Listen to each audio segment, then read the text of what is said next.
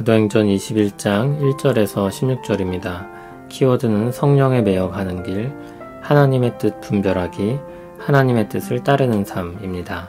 우리가 그들을 작별하고 배를 타고 바로 고스로 가서 이튿날 로도에 이르러 거기서부터 바다라로 가서 베니게로 건너가는 배를 만나고 타서 가다가 구브로를 바라보고 이를 왼편에 두고 수리아로 항해하여 두로에서 상륙하니 거기서 배의 짐을 풀려함이러라. 제자들을 찾아 거기서 이레를 머물더니 그 제자들이 성령의 감동으로 바울더러 예루살렘에 들어가지 말라 하더라.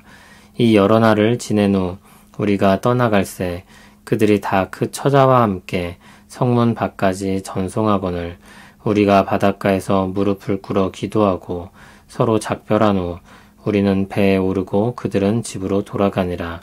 두루를 떠나 항해를 다 마치고 돌레마이에 이르러 형제들에게 안부를 묻고 그들과 함께 하루를 있다가 이튿날 떠나 가이사랴에 이르러 7 집사 중 하나인 전도자 빌립의 집에 들어가서 머무르니라. 그에게 딸 넷이 있으니 처녀로 예언하는 자라. 여러 날 머물러 있더니 아가보라 하는 한 선지자가 유대로부터 내려와 우리에게 와서 바울의 띠를 가져다가 자기 수족을 잡아 매고 말하기를 성령이 말씀하시되 예루살렘에서 유대인들이 이같이 이 띠 임자를 결박하여 이방인의 손에 넘겨주리라 하거늘 우리가 그 말을 듣고 그곳 사람들과 더불어 바울에게 예루살렘으로 올라가지 말라 권하니 바울이 대답하되 여러분이 어찌하여 울어 내 마음을 상하게 하느냐.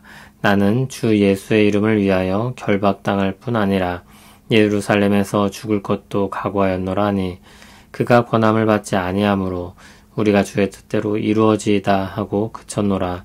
이 여러 날 후에 여장을 꾸려 예루살렘으로 올라갈새 가이사랴의 몇 제자가 함께 가며 한 오랜 제자 구브로 사람 나손을 데리고 가니 이는 우리가 그의 집에 머물려 함이라. 아멘.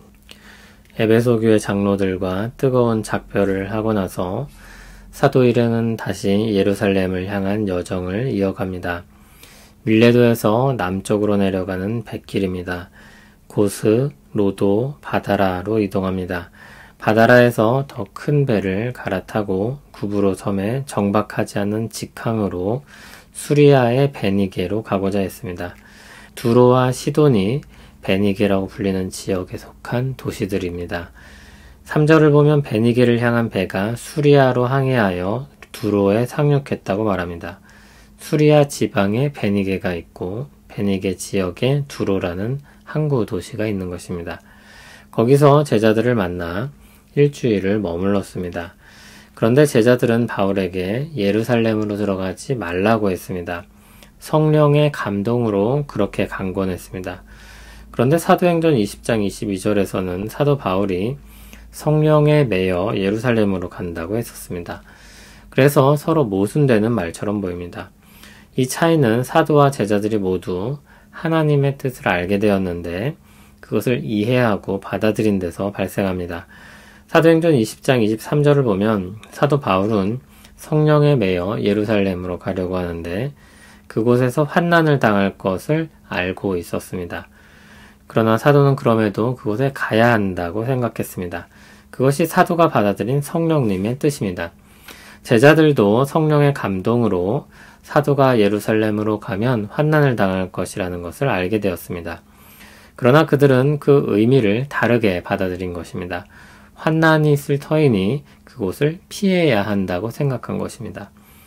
여기서 어떻게 생각을 조율했는지는 밝히고 있지 않습니다. 거기서 여러 날을 지내고 사도 일행은 예루살렘을 향해 떠납니다. 제자들은 처자들과 함께 성문 밖까지 전송했습니다. 사도는 자신의 결심과 성령님의 뜻에 대해 말하고 계속해서 정한 여정을 이어가기로 한 것입니다. 사도 일행은 바닷가에서 무릎을 꿇고 기도하고 제자들과 작별하고 길을 떠났습니다. 두로를 떠나 배를 타고 돌레마이로 가서 형제들에게 안부를 묻고 하루를 지냈습니다. 다시 발걸음을 옮겨 가이사랴로 이동합니다. 7 집사 중 하나인 전도자 빌립의 집에 머물렀습니다. 그에겐 딸 넷이 있었고 처녀이며 예언하는 자였습니다. 여러 날 거기서 머물고 있었는데 아가보라 하는 한 선지자가 유대에서 내려와서 성령께서 알려주신 것을 전했습니다. 선지자의 상징적인 행동을 하면서 메시지를 전했는데 바울의 띠를 가져다가 자기 손과 발을 잡아매고 예루살렘에서 유대인들이 이 띠 임자를 결박하여 이방인의 손에 넘겨줄 것이라고 했습니다. 그 말을 듣고 바울과 동행하던 사람들과 그곳에 있는 사람들은 바울에게 예루살렘으로 올라가지 말라고 했습니다. 그러나 바울은 여러분이 어찌하여 울어 내 마음을 상하게 하느냐고 말했고 주 예수의 이름을 위하여 결박당할 뿐 아니라 예루살렘에서 죽을 것도 각오하였노라고 대답했습니다. 아무리 말을 해도 듣지 않자 사람들은 주의 뜻대로 이루어질 것이라며 실랑이를 마무리하였습니다. 여러 날이 지나고 사도 바울은 여장을 꾸려 예루살렘으로 갑니다. 가이사랴의 몇 제자가 동행했고 오랜 제자 구브로 사람 나손도 함께 했습니다. 나손의 집이 예루살렘에 있었기 때문에 사도 일행은 예루살렘으로 가서 그의 집에 머물고자 했던 것입니다. 오늘 말씀은 하나님의 뜻에 대한 이견이 나옵니다. 사도와 동행한 사람들과 제자들 그리고 선지자 아가보까지 모두 한 성령님으로부터 하나님의 뜻을 알게 되었습니다. 사도 바울이 예루살렘으로 가면 환난을 당하게 될 것이라는 내용이었습니다. 그들이 알게 된 것은 모두 같았습니다. 그러나 받아들이는 것은 달랐습니다. 사도는 그것을 자신이 가야 할 길로 받아들였는데 그를 아끼는 사람들은 피해야 할 길로 받아들였습니다. 오늘 말씀은 특별한 방식으로 하나님의 뜻을 알게 되는 것을 가르치고 교훈하는 내용이 아닙니다. 왜냐하면 이와 같은 사건이 특수한 일로서 반복되고 일반화되지 않기 때문입니다. 사도행전은 역사 속에서 성령님께서 행하신 이 일을 말하고 그것을 통해 하나님의 뜻을 어떻게 받아들이고 또 따라야 하는지를 교훈하고 있는 것입니다. 먼저 우리는 성령님께서 깨닫게 하시는 것들을 사람들마다 다르게 받아들일 수 있다는 사실을 기억할 필요가 있습니다. 분명 한 성령님으로부터 온 한 뜻이지만 그것을 이해하고 받아들이고 따르는 것은 다를 수 있습니다. 그럴 때 우리는 기도하며 말씀에 비추어 분별해야 합니다. 그리고 선택해야 합니다. 다음으로 하나님을 향한 사랑에 기초해야 합니다. 우리를 구원하신 하나님의 사랑으로부터 우리 생각과 말과 삶이 나와야 합니다. 하나님의 뜻에 대한 분별과 순종도 거기서 나와야 합니다. 우리를 먼저 사랑하신 하나님의 사랑에서 출발하는 것입니다. 사랑으로 행한다는 것이 아주 중요합니다. 사랑으로 행하는 사람은 분명하게 드러난 어떤 일들이 있든지 없든지 주님을 향해 살아갈 것입니다. 언제나 주님이 기뻐하는 삶을 살 것입니다. 그래서 어떠한 뜻에 대해서 분명하게 알지 못할 때에도 사랑으로 행할 것이며 하나님이 기뻐하시는 삶을 살 것입니다. 그러므로 우리에게 중요한 것은 사랑으로 행하고 있는지 그렇지 않은지입니다.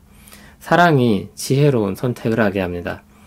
예수님께서 자신을 배신했던 베드로를 찾아가서 다시 사명을 맡길 때 물으셨던 것이 무엇입니까? 내가 나를 사랑하느냐입니다. 예수님께서 자신에게 찾아온 청년에게 하나님의 뜻을 온전히 순종하는 것에 대해 어떻게 가르치셨습니까? 하나님을 사랑하고 이웃을 사랑하는 것입니다. 하나님의 사랑으로 행하는 것이 분별력 있는 것입니다. 사도 바울은 사랑으로 하나님의 뜻을 살폈고 죽음을 불사하고 예루살렘으로 가는 선택과 순종을 했습니다. 어떤 사람들이 보기에 그것은 어리석어 보였을지도 모릅니다. 그럼에도 그는 하나님을 사랑하는 사랑으로 그 길을 선택했고 하나님이 기뻐하시는 길을 갔습니다. 사도 바울은 항상 하나님을 사랑하여 하나님이 기뻐하시는 산 제사를 늘 드렸었고 그날도 그런 하나님이 기뻐하시는 일들 중에 하나를 행한 것이었습니다. 그가 행한 순종은 그날만의 일이 아니라 일상에서부터 늘 있어왔던 사랑의 행위였습니다. 마지막으로 우리는 하나님께서 알게 하신 뜻에 순종해야 합니다. 하나님의 뜻이 무엇인지 분별하는 기술이나 능력에 우리의 관심이 머물러 있다면 그것은 호기심에 불과한 것입니다. 사랑은 그 뜻을 따라 행합니다. 그래서 행함 없는 믿음이 죽은 것이라고까지 말하는 것입니다. 오늘 맥락에서 바꿔 말하면 행함이 없는 사랑은 아무것도 아닌 것입니다. 하나님의 뜻을 아는데 평생 힘을 쏟을 것이 아니라 뜻을 분별하며 사는 것에 평생 힘을 쏟아야 할 것입니다. 우리는 종종 실수도 하고 잘못된 판단도 할 것입니다. 하지만 괜찮습니다. 하나님께서 우리 연약함을 아십니다. 하나님의 사랑은 그런 것들로 인해 변하지 않습니다. 무엇보다 우리 인생은 하나님이 책임지십니다. 그러므로 믿음과 사랑으로 살기에 힘쓸 수 있는 것입니다. 수고하고 무거운 우리 짐들, 걱정과 두려움을 내려놓고 주께 우리를 맡기고 자기 십자가를 지고 가는 것입니다. 하나님께서 우리에게 밝히 알게 하신 뜻이 성경에 기록되어 있습니다. 분명하게 나타내신 뜻을 기준으로 기초하여 하나님의 뜻을 분별하고 순종해야 할 것입니다. 우리는 하나님의 사랑이며 기쁨입니다. 우리가 하나님의 뜻을 분별하는 일은 퀴즈를 맞춰 상품을 받거나 시험을 치러 좋은 성적을 거두는 것과 다릅니다. 사랑으로 행하는 즐거운 삶입니다. 그러므로 우리는 힘써 그 길을 달려가야 할 것입니다. 구덕이 무서워서 장못 담그는 일이 없어야겠습니다.